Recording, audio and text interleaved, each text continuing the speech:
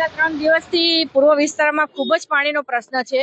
હું ખુદ પોતે જાતે સ્થળ પર જઈ કાલે રાત્રે બી ડભોઈ દસાડા વાડી આગળ લીકેજ હતું. મેં રાત્રે 12 વાગ્યા સુધી ઊભી રહી અને કામગીરી કરાવી પૂર્ણ, પણ એક બી અધિકારી વોર્ડના દેખાય નથી. અને ખાસ તો જેની જવાબદારી છે સ્મિતેશ પટેલ કરીને, એ બી અહીંયા સ્થળ પર હજી સુધી હાજર નથી. મેં વિડીયો ઉતારીને હમણાં કમિશનર સાહેબને બી મોકલું છું કે પૂર્વ વિસ્તારની એકવાર વિઝિટ લો. ડભોઈ દસાડા વાડી આગળ બી લોકો એટલા હેરાન પરેશાન છે, એક બી રસ્તો ચાલુ નથી આવવા જવાનો.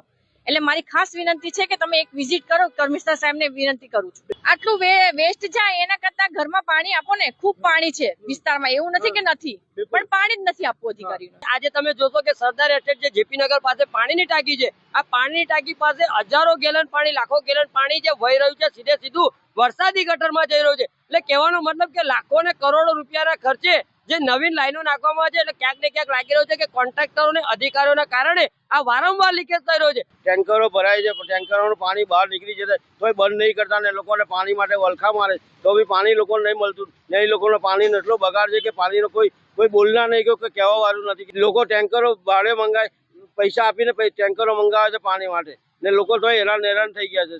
ખરેખર આ વેરપાટ થઈ રહ્યો ખોટું છે.